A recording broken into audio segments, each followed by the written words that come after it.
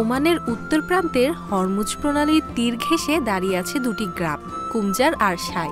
দ্রুত আধুনিকায়নের মাঝেও তারা ধরে রেখেছে নিজেদের সংস্কৃতি আর ঐতিহ্য।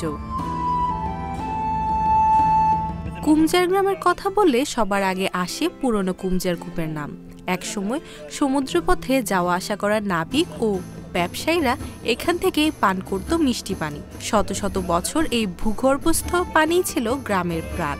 যদিও এখন মানুষ নির্ভর করছে আধুনিক পানি শোধনাগারের ওপর।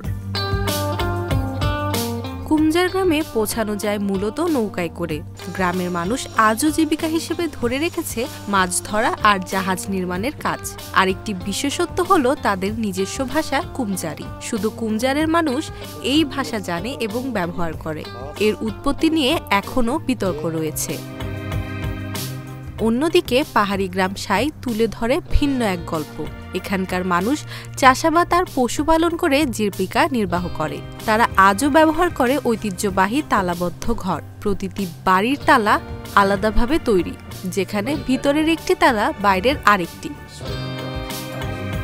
এই পাথরের ঘরগুলো কেবল থাকার জন্য নয়, বরং খাদ্য আর সামগ্রী মজুত রাখার নিরাপদ জায়গা হিসেবেও ব্যবহৃত হতো। Tahiya পারসা, independent digital.